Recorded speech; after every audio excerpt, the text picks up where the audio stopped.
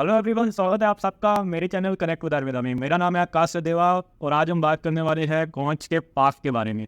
कॉच का पाक बहुत ज़्यादा यूज़ किया जाता है पुरुषों में। बहुत ज़्यादा डॉक्टर इसे रिकमेंड करते हैं बहुत सारी बीमारियों में, जैसे इरेक्टाइल डिस्फंक्शन हो गया, जिसमें स्टेमिना की कमी होती है या फिर टाइमिंग की कमी होती है या फिर ब्लड फ्लो की कमी होती है या फिर और भी कई अन्य विकार होते हैं, जैसे कि मूत्र विकार हो गए, वीर्य विकार हो गए। उन सब में इसका इस्तेमाल किया जाता है। ये ग्रैन्यूल्स की फॉर्म में आता है और 200 ग्राम और 100 ग्राम दोनों के डब्बों में आता है। ग्रैन्यूल्स मतलब कि ये थोड़ा पाउडर से ज़्यादा दानेदार होता है और बहुत सारी कंपनीज इसे बनाती है। मेरे पास व्यास ब्रांड का है जो बहुत ही ज़्यादा पॉपुलर आयुर्वेदिक ब्रांड है। ये दूध पापेश्वर में भी आता है, वैद्यनाथ में भी आता है, महर्षि आयुर्वेदा भी बनाता है इसे, कृष्ण हर्बल भी बनाता है। बहुत सारे ब्रांड्स में आपको ये दिख जाएगा। और इसके इंग्रेडिएंट्स की भी हम बात करेंगे, इसके फ़ायदों के बारे में बात करेंगे, इसके प्रिकॉशंस के बारे में बात करेंगे। पूरी जानकारी आपको हम देंगे कॉच पाक की, तो बने रहिए हमारे साथ इस वीडियो में और वीडियो को एंड तक देखिए। चलिए सबसे पहले बात कर लेते हैं कॉच पाक के इंग्रेडिएंट्स के बारे में और फिर बात करेंगे इसके फ़ायदों के बारे में, और फ़ायदों के बाद इसकी बात करेंगे कि कैसे इसका सही तरीका होता है सेवन करने का। इंग्रेडिएंट्स की बात करें तो आप नाम से ही देख सकते हैं कॉच का पाक, तो इसमें कॉच के बीज का बहुत अच्छे से इस्तेमाल किया गया है। उसी के साथ जायफल, जावित्री, कपूर, केसर और साथ में नाग केसर, इलायची, तेजपत्ता, और इसमें 4 भस्म भी इस्तेमाल की गई है, जो है राज सिंदूर, नाग भस्म, वंग भस्म और लौ भस्म। और ये शहद में और घी में पकाया जाता है। जो पाक बनाने की विधि होती है प्रॉपर उसी तरीके से ये बनाया गया है और बहुत समय लगता है इसे बनने में, क्योंकि इस जितने भी ये हर्ब्स हैं इनको प्रॉपर न्यूट्रिशन इनके जो चाहिए होते हैं उस तरीके से इसे पकाया जाता है, तभी जाके पाक बनता है। जैसे कि ये कंपनी बना रही है, व्यास का बहुत अच्छा होता है, आप वैद्यनाथ का ले सकते हैं, दूध पापेश्वर का ले सकते हैं, और भी बहुत सारी जो कंपनियां आती है उनका रिव्यूज़ देख के आप ऑनलाइन भी ले सकते हैं और ऑफलाइन भी ले सकते हैं। चलिए बात करते हैं कॉच पाक के क्या क्या मेन फ़ायदे हैं। तो सबसे ज़्यादा ये पुरुषों की जो कॉमन प्रॉब्लम्स होती है, जैसे कि इरेक्टाइल डिस्फंक्शन हो गया, शीख पतन की समस्या होगी, शुक्र धातु की समस्या होगी, यानी कि स्पर्म का बहुत ज़्यादा पतला हो जाना, जिस वजह से टाइमिंग में बहुत ज़्यादा गड़बड़ हो जाती है और स्टेमिना भी बहुत ज़्यादा कम हो जाता है, उसमें कॉच पाक का बहुत ज़्यादा इस्तेमाल किया जाता है। और जो बढ़ती उम्र के साथ जो टेस्टोस्टेरोन के जो लेवल कम हो जाते हैं बॉडी में, ये उसको भी पूरा करता है, उसमें भी कॉच पाक का बहुत अच्छा इस्तेमाल देखा गया है। और स्टेमिना के साथ साथ तो इरेक्टाइल डिस्फंक्शन पे तो ये काम करता ही है, और साथ साथ जो दुर्बलता होती है, नसों की कमी होती है, उसमें भी इसका बहुत ज़्यादा इस्तेमाल देखा गया है। और बहुत अच्छे रिजल्ट है कॉच पाक के। अगर आप 1 से 1.5 महीने इसका इस्तेमाल करते हैं तो आपको एक अच्छे रिजल्ट देखने को मिलेंगे कॉच पाक के। आजकल यंग पेशेंट्स में और ज़्यादा समस्या आ रही है, क्योंकि उसके जो मेन रीज़न है वो है स्मोकिंग।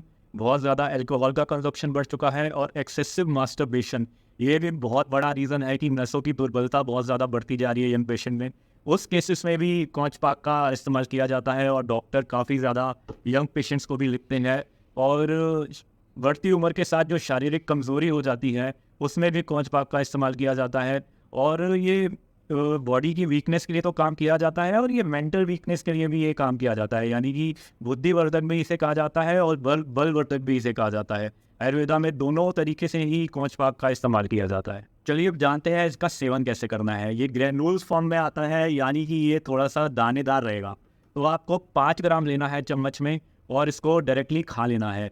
जब आप इसे चबाएंगे तो ये एक पेस्ट जैसा बन जाएगा, यानी कि थोड़ा गाढ़ा सा पेस्ट बन जाएगा मुंह में, और फिर आपने ऊपर से आधा कप दूध पी लेना है, गुनगुना दूध। और याद रखेगा कि दूध में थोड़ी सी मिश्री ज़रूर होनी चाहिए, 2 से 3 ग्राम मिश्री घोल के आप उसमें डाल लें, या गुनगुने दूध में अपने आप ही मिश्री घुल जाएगी। तो मिश्री अगर डालेंगे तो ये जितनी भी हर्ब्स है उनका असर थोड़ा सा और बढ़ जाएगा और अच्छे रिजल्ट देखने को मिलेंगे। आपको 1 से 1.5 महीना इसका रेगुलर इस्तेमाल करना है। दिन में 2 बार लेना है, यानी कि दिन में सिर्फ 10 ग्राम लेना है। 10 ग्राम से ज़्यादा आपको नहीं लेना है, 5-5 ग्राम करके 2 बार लेना है दूध के साथ। और ये 200 ग्राम की पैकिंग है, तो मतलब इसमें 40 खुराक निकलेगी, और जो 100 ग्राम का डब्बा आता है उसमें 20 खुराक निकलेगी। इस तरीके से आपने इसे यूज़ करना है अच्छे रिजल्ट्स के लिए। और इसका जो प्राइस रहता है 200 ग्राम का वो है 250 रुपये। 250 रुपये का ये है 200 ग्राम का।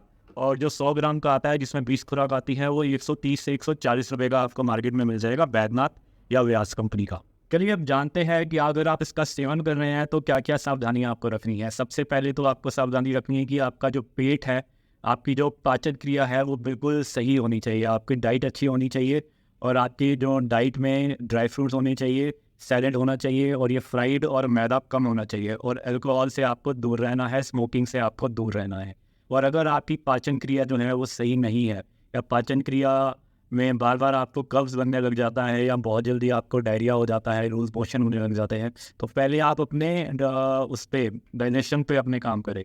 या फिर आप पंचाशव का इस्तेमाल भी कर सकते हैं जब तक आप कॉच पाक का इस्तेमाल कर रहे हैं।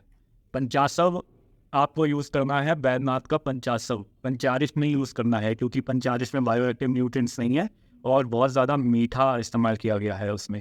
पंचाशव का आपको इस्तेमाल करना है अगर आपकी पाचन क्रिया ठीक नहीं है और आपको अपनी डाइट का इस्तेमाल करना है। और ब्रीथिंग एक्सरसाइज अगर आप कर सकते हैं वो बहुत ही अच्छा है, उसके साथ आपके जो रिज़ल्ट आपको है बहुत ही बेहतर मिलेंगे और बहुत ही जल्दी मिलेंगे। तो ये थी मेरी वीडियो कॉच के पाक पे। अगर वीडियो से रिलेटेड आपका कोई सवाल रहता है तो आप हमसे कमेंट करके भी पूछ सकते हैं। आई होप इस वीडियो से आपको कोई ना कोई नई जानकारी ज़रूर मिली होगी।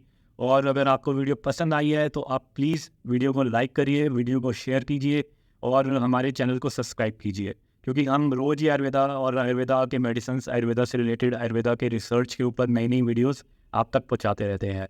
Thank you for watching, take care.